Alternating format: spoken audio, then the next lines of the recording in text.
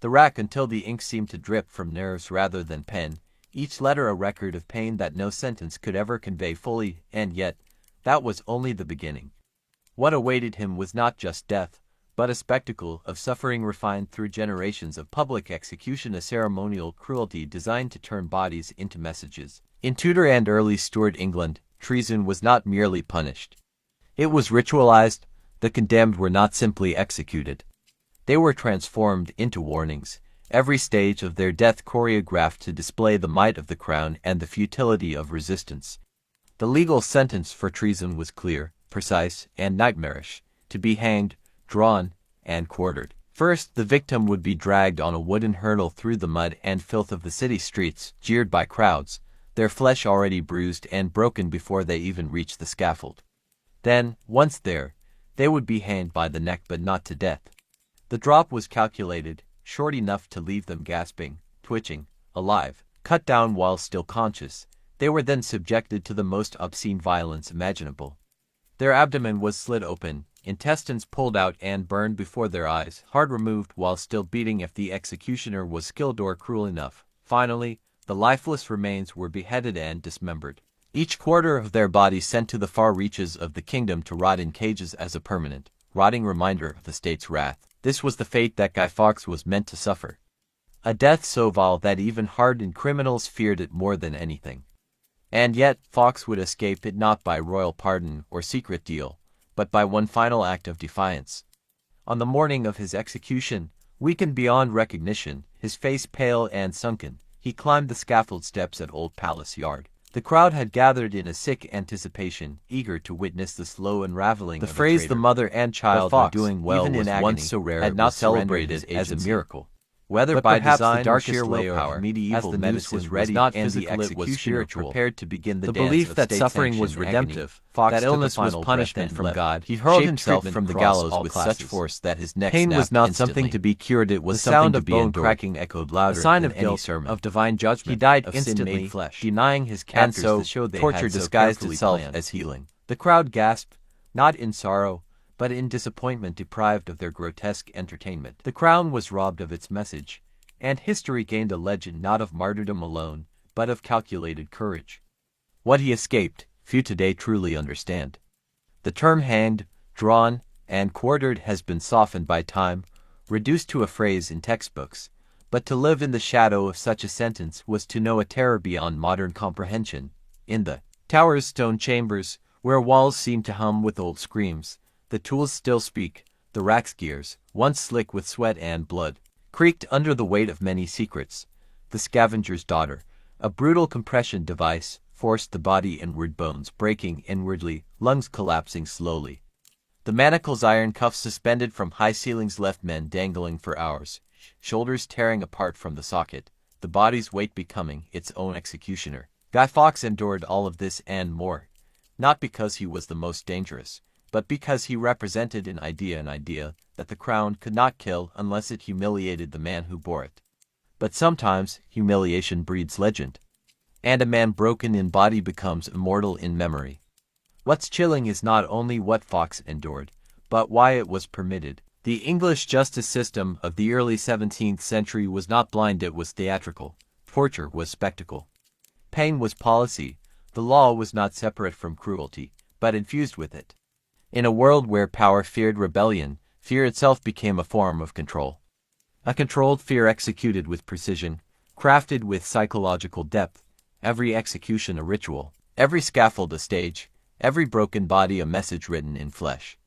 The gunpowder plot may have failed, but in its ashes burned a truth that rulers dreaded, that ideas, once ignited, cannot be hanged, drawn, or quartered. Fawkes's decision to jump was not cowardice. It was narrative control, a final act that stripped the authorities of their theater. His body may have broken, but the intended message of submission, of the crown's total control, collapsed with him. What followed his death was not silence, it was myth-making. The annual burning of his effigy, the fireworks, the chants of remember the 5th of November, they are not celebrations of the crown's victory. They are echoes of the fear it once held, a reminder that somewhere deep in history's shadows, a man once refused to let his death be written by another's hand. But before we leave this story behind, We must return to a single, chilling question. What does it say about a civilization that refines death into theater? What does it mean when justice becomes a pageant, and torture becomes performance? When we remember Guy Fawkes, do we remember the man? Or the mask, do we honor his cause? Or the crown that killed it? The truth, as always, lives somewhere in the silence that followed the snap of his neck. Somewhere in the crowd's gasp. Somewhere beneath the stone floors of the tower, where old ghosts still whisper of men who would not kneel, and kings who feared the fire in their eyes. In the damp corridors of the Tower of London, where blood once mingled with rainwater and the walls remember every scream ever torn from a throat, history did not rest after Guy Fawkes. His defiance became legend, but his fate was no anomaly. It was part of a deeper, darker pattern that threaded through centuries of power. Because long before Fawkes was dragged through the streets, other bodies had already broken beneath the crown's gaze. And long after, they would continue to break. There is a reason why monarchs feared more than just rebellion. They feared truth, because truth once exposed carries with it a weight far heavier than any crown. And in the long shadows of Europe's grandest palaces, in hidden monasteries and plague-ridden alleyways, the human body became both battleground and instrument in a war between control and chaos. Let us descend now into the world of royal medicine, where privilege did not mean safety, and where the same bloodline that wore ermine robes also bled, rotted, and wept in silence. Because to be royal in medieval and early modern Europe wasn't to be invincible. It was to be trapped inside a body surrounded by superstition, leeches, mercury, and madness. Medicine, if it can even be called that, was a theater of desperation. Monarchs relied on physicians whose knowledge came not from science, but from astrology, humors, and ancient texts copied so many times they were barely legible. The most powerful men and women in the world entrusted their lives to potions made from crushed pearls, ground-up mummy flesh, and the urine of young boys. A king's illness was never just illness, it was a threat to the realm. And so, in their paranoia, rulers became test subjects in a macabre experiment. How far could human suffering stretch before death finally arrived, as Mercy consider Charles II of England, the merry monarch whose final days were anything but merry? When he collapsed in his chambers in 1685, his royal physicians descended upon him like vultures in silk. Over the next 4 days, they drained him of nearly a gallon of blood, burned his skin with red-hot irons, forced him to swallow purgatives, emetics, and enemas laced with senna, antimony, and powdered human skull.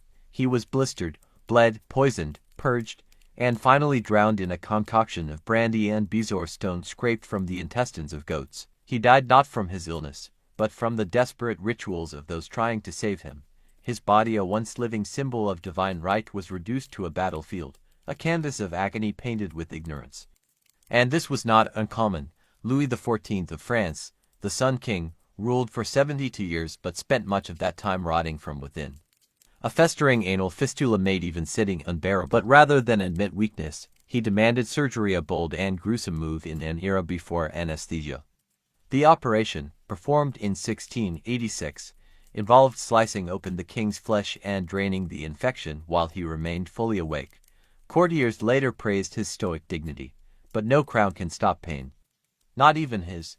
These men, worshipped as gods on earth, lived in bodies ravaged by disease and destroyed by the very treatments meant to preserve them. Even Elizabeth I, the Virgin Queen, whose portraits showed porcelain skin and fire-red hair, spent her final years hiding the truth. Beneath the makeup made of lead and vinegar, her skin blistered and peeled. Her teeth blackened and fell out, her hair thinned to patches. Yet she wore the mask of power until the end, dying surrounded by silence, refusing to be touched, as though any gesture of comfort would expose her fragility. Royal courts did not allow weakness. Monarchs could not suffer. And yet they did, silently, brutally, and often alone. Because suffering was political, a king who coughed too long could inspire rebellion. A queen who bled too much could be declared cursed. So their agony was hidden behind velvet curtains, drowned in perfumes, and rewritten in courtly poems. But no scent could hide the stench of decay, and no light could erase what servants saw: kings shaking in fevers, queens screaming through miscarriages, and the slow death of dignity beneath layers of ritual and denial. Beyond the palaces, the common people fared no better. Medicine for the poor was a gamble with death.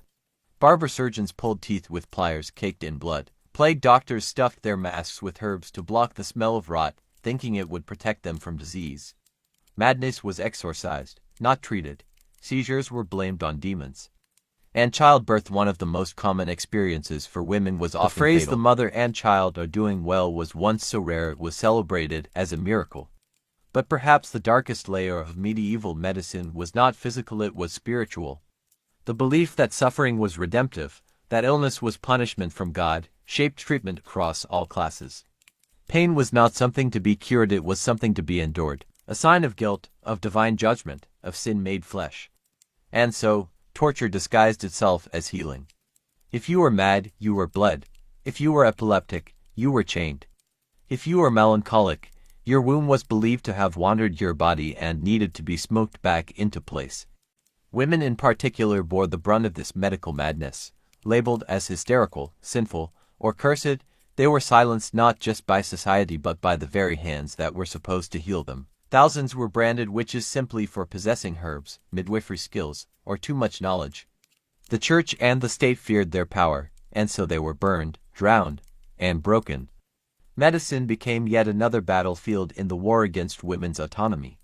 And behind every healing hand, there was a dagger sharpened by ignorance and wielded with conviction. Even today, the echoes of this horror remain.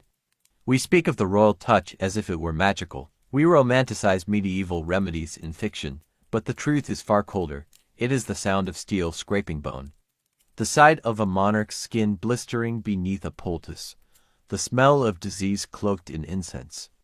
It is a history written not in textbooks, but in the scars left behind, and in every scar, a story, a secret, one that history tried to bury beneath thrones, cathedrals, and crowns.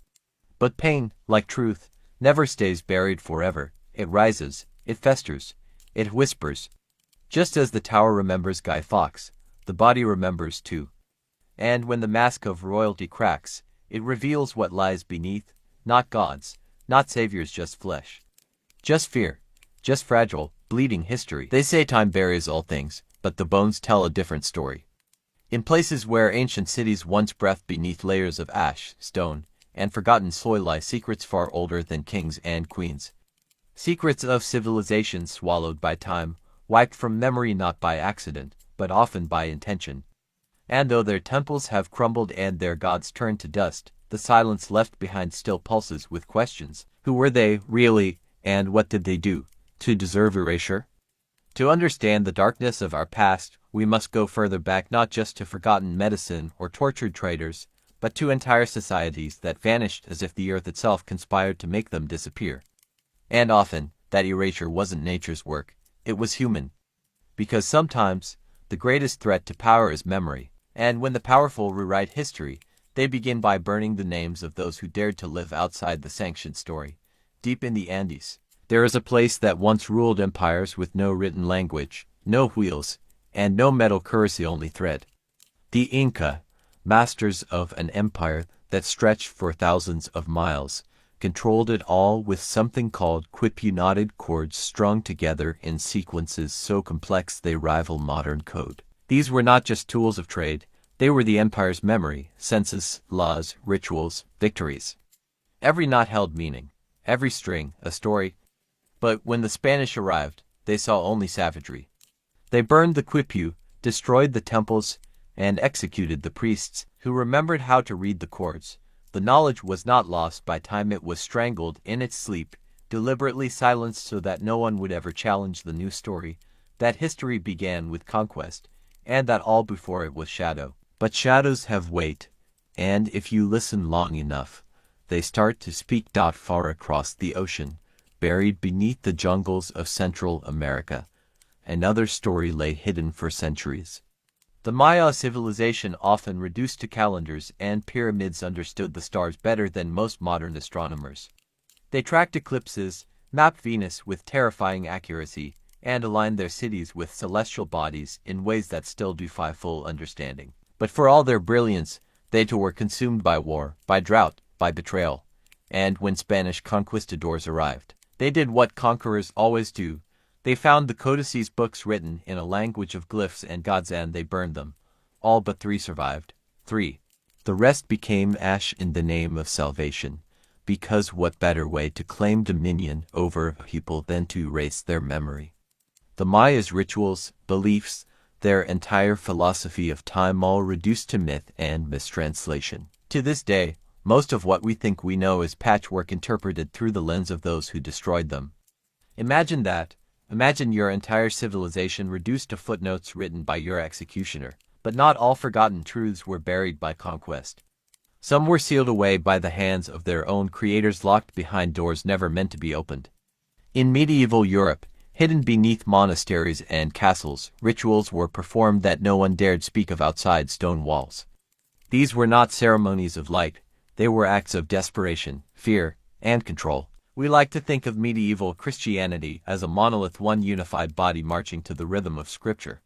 But in the cracks of that system, something far more human lived: priests who practiced astrology in secret, alchemists who whispered Latin incantations while distilling mercury, monks who copied forbidden texts by candlelight, shielding their eyes from the knowledge they preserved, knowledge that could get them excommunicated, or worse. Some of these rituals bordered on madness, bloodletting not just for health, but to purge sin from the veins, self-flagellation to invite divine visions.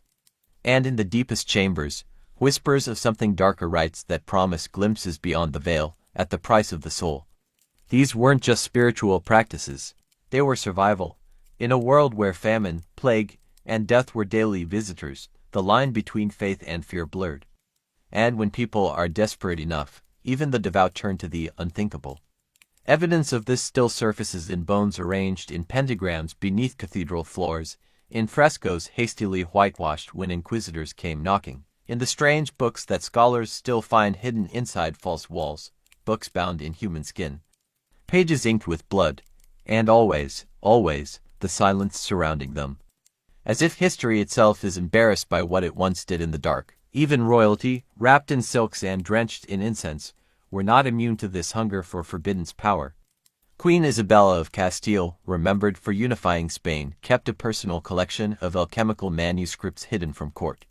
Emperor Rudolph II of the Holy Roman Empire filled his palace with occultists, magicians, and astrologers more than generals.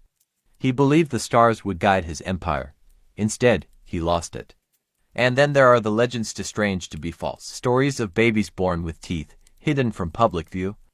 Of secret chambers built beneath royal nurseries, where omens were read from dreams and organs. And of kings whose advisors included men who claimed to speak with angels while holding knives behind their backs. But perhaps the most disturbing truths are those we carry without even realizing it. Rituals we call tradition that once began as blood rites. Symbols on flags and coats of arms that were once emblems of cults. Nursery rhymes whispered to children that are echoes of execution songs. London Bridge is falling down, ring around the rosy, harmless lullabies, until you look closer. Until you realize the ring was a symptom of the plague. The rosy was the rash, and the ashes weren't metaphor. We inherit these things not knowing their weight.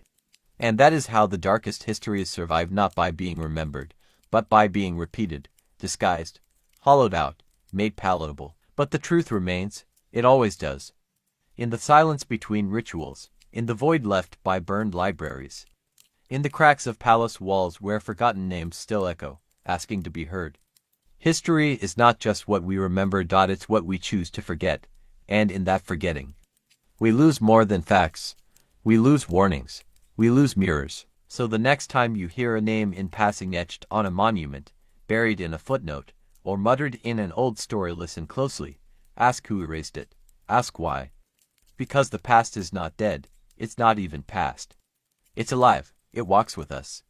Beneath the cities we build, inside the books we burn, and behind the masks we wear, to feel safe.